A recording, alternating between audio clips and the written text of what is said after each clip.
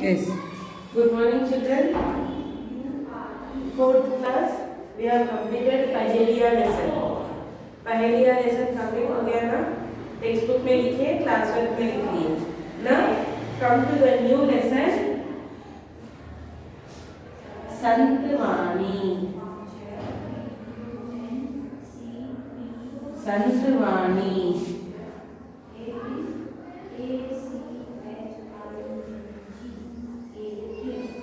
कबीर के दोहे. संतवाणी. संतवाणी मतलब यहाँ पे देखो, संतवाणी. संत, संत मतलब अच्छा, अच्छा. इस अच्छा आदमी में तो अच्छा चीज कुछ भी अच्छा ही को संत बोलते हैं. यस. वाणी. वाणी मतलब बोलना, बातें. संतवाणी अच्छे बातें, अच्छी बोली. यस.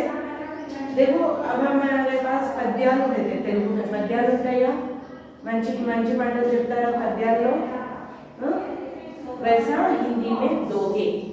और पोएम्स को क्या बोलते हैं? दोहे बोलते हैं.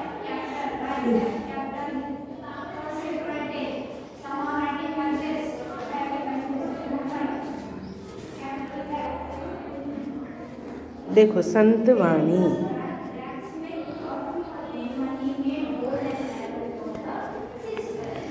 संतवाणी कबीर के दोहे. कबीरदास एक ऋषि का नाम है. सो वो कबीरदास के दोहे पढ़ेंगे आज. देखो, बड़ा हुआ तो क्या हुआ, जैसे पेड़ खजूर, पंथी को छाया नहीं, फल लागे अति दूर.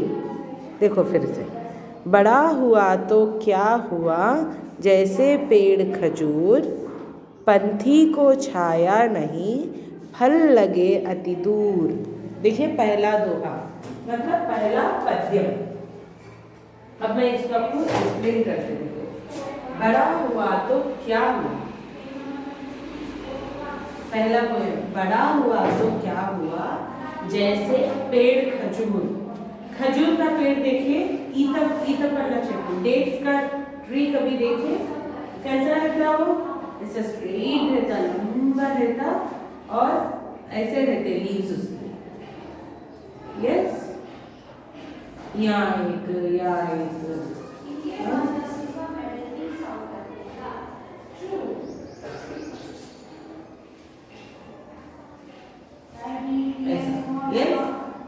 ओनली कम लीव्स वाला, मगर रहता बड़ा. और फल कहाँ रखते?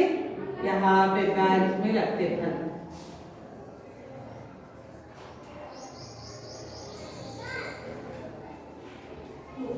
यस. यहाँ पे रहते फल. ये corner at the top of the edge को फल रहते और ऐसे लीव्स रहते. और ट्री इतना सारा बड़ा रहता है. बड़ा हुआ तो क्या हुआ, जैसे पेड़ खजूर, पंथी को छाया नहीं. पंथी, यहाँ पंथी मतलब पक्षी, बर्ड्स और एनिमल्स और ह्यूमन. पंथी को छाया नहीं, फल लागे अति दूर. अब हमको पेड़ है, पेड़ से हमको क्या फायदा, क्या है पेड़ से? What is the uses of the tree to us? It gives fruits. Yes, fruits खाने के लिए. Shelter, अगर कभी ज़्यादा धूप आ गया, बारिश हुई तो shelter के लिए. Yes, but यहाँ पे ये पेड़ भी है, डेट्स का ट्री, खजूर का पेड़ है, बहुत बड़ा पेड़. मगर फायदा क्या है उससे? इतना बड़ा सा पेड़, फायदा क्या है? पंछी को छाया नहीं, पंछियों को कहीं छाया नहीं मिलता. और डेट के झाड़ के नीचे तुम जाके खड़े तो कुछ छाया मिलता नहीं मिलता. एंड फल लागे अति दूर. फल भी, अब देखो बाकी झाड़ों के ट्री सबको पत्थर मारो के हमारा ऐसा पकड़ो, कूद के चढ़ो, मिल जाता है. मगर डेट्स के ऐसा नहीं मिलते. देखो भाव देखो, बड़े हो जाने से कोई लाभ नहीं. अब ये खजूर का पेड़ भी इतना बड़ा है, कुछ लाभ है ना।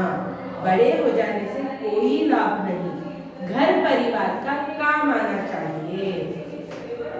अब तुम बड़े हुए तो तुम्हारे मम्मी को हेल्प करना, फादर को सपोर्ट करना। अच्छा पढ़ के अच्छा जॉब आया तो तुम्हारे फादर मेहनत कर रहे पैसा कमाने में, तुम भी जॉब कर सकते हैं। वरना मम्मी अकेले घर पे इतने सारे काम कर लेते, तुम भी मम्मी को हेल्प कर सकते। बड़े हो जाने से कुछ नहीं होता, घर परिवार का सहायता करना, लोग के काम आना चाहिए। अब तुम इतने बड़े हो गए, रोज तुम उठते बैठते खाते फिर सो जाते, तुम्हारे से कुछ फायदा ही नहीं है। Any use no.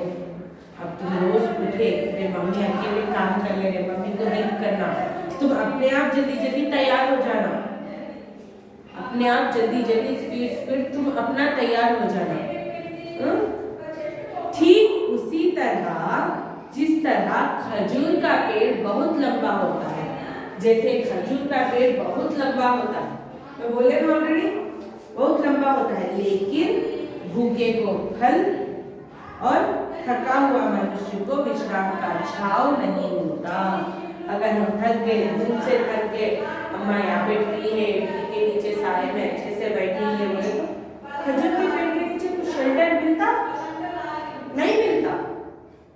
और उसके फल भी अगर भूख लगी कुछ खाएंगे बोले तो उसके फल मिलते नहीं मिलते। फिर वैसे हालत में इतना बड़ा पेड़ से फायदा क्या है?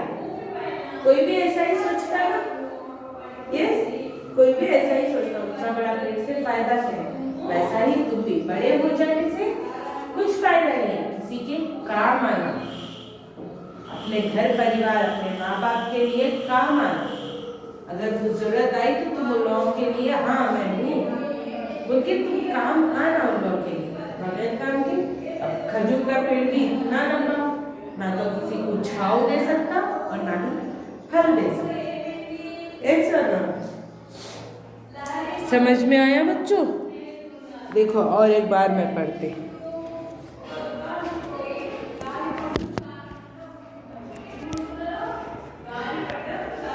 बड़े हुए तो क्या हुआ, जैसे पेड़ खजूर, पंथी को छाया नहीं, फल लागे अति दूर।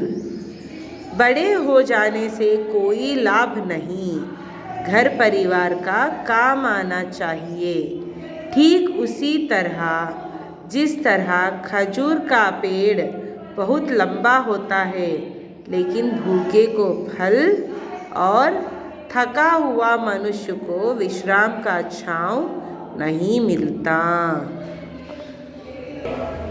ओके, समझ में आ गया? अब दूसरा वाला पढ़ेंगे। फर्स्ट वन हो गया, अब दूसरा वाला पढ़ाते मैं। देखो बच्चों, दुख में सुमिरन सब करे, सुख में करे ना कोय। जो सुख में सुमिरन करे, दुख काहे को होए। देखो, दुख में सुमिरन सब करे, सुख में करे ना कोय। जो सुख में सुमिरन करे, दुख काहे को होए।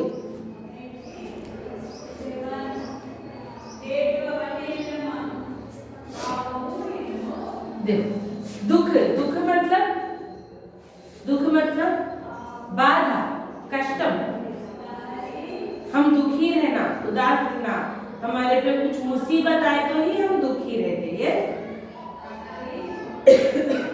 दुख में सुमिरन सब करे। सुमिरन मतलब भगवान का स्मरण, अल्लाह को याद करना, भगवान को याद करना। दुख में तो हर कोई याद करता, दुखी में सुमिरन सब करे, सब करते भगवान का स्मरण।